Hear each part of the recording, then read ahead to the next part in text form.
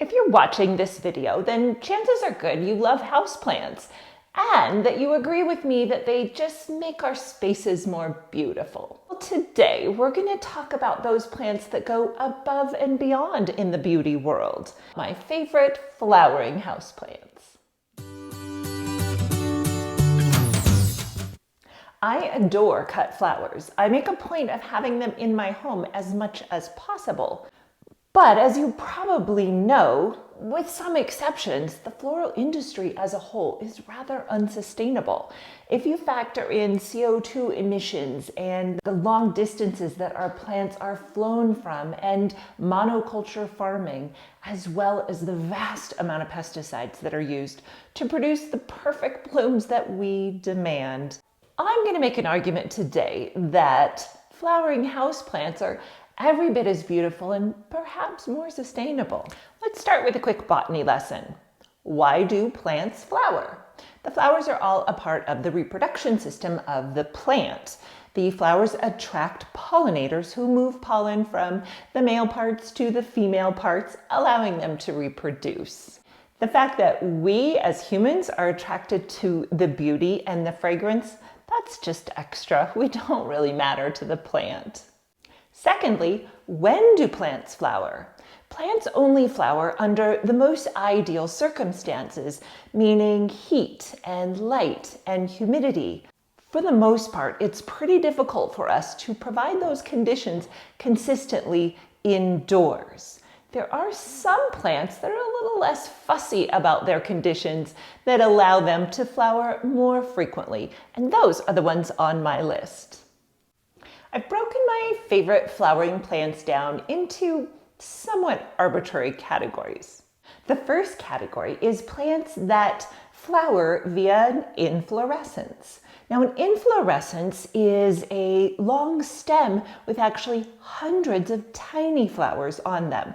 They look a little strange, granted, but that is that plant's method of flowering. Now, all your aroids flower in that way. Aroids are plants such as monsteras and philodendrons and zizis and pothos.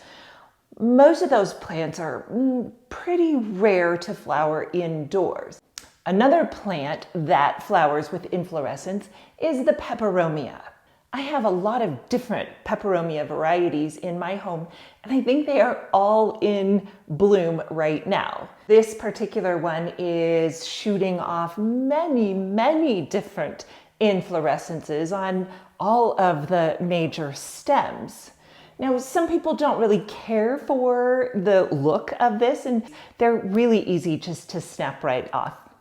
My second category of blooming plants are unique blooms, and this Anthurium fits into that. Now, this is just your basic grocery store Anthurium. The way that this plant flowers is that it pushes out special colored leaves. These are red.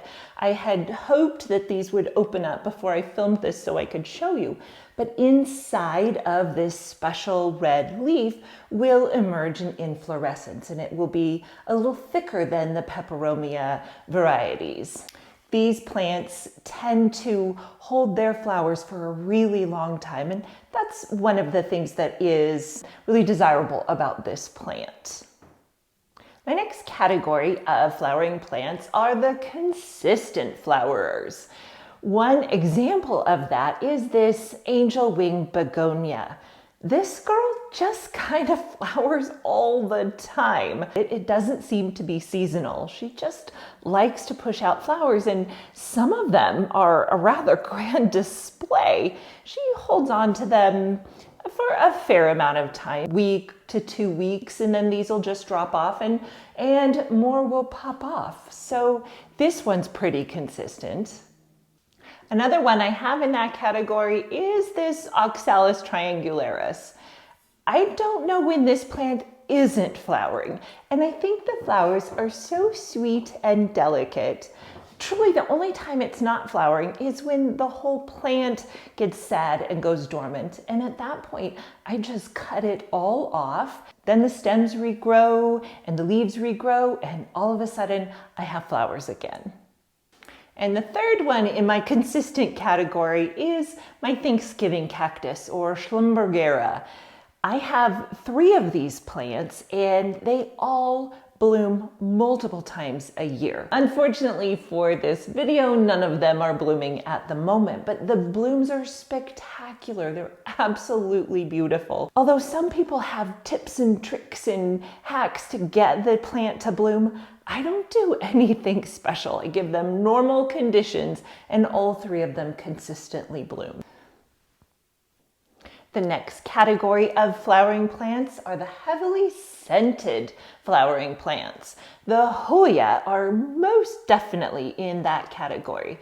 None of my Hoya are currently blooming, but my Shepherdii just finished and it was amazing. It was truly amazing. People talk about how spectacular the blooms are on Hoya. They're very unique and each variety has a different fragrance. But until you've had one bloom, I mean, you just can't even know. They're really, really cool. And that's why they are so coveted. They're also pretty elusive.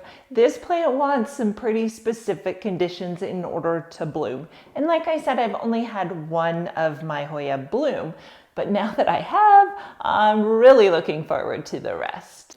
My final category of flowering houseplants are plants where the bloom is the thing. Nobody grows an orchid for the leaves. I mean, I think the leaves are really pretty, but we grow orchids for the blooms. And the blooms are so, so gorgeous. Having this plant around in my home is like having a bouquet of flowers all the time. So I can definitely see where people become true orchid collectors.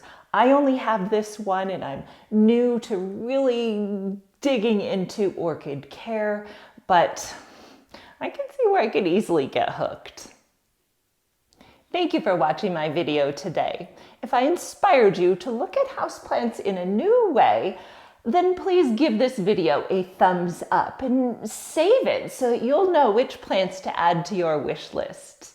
Please press that red button to subscribe so you don't miss any of my planty content. As always, my plant friends, let's keep growing together a greener world.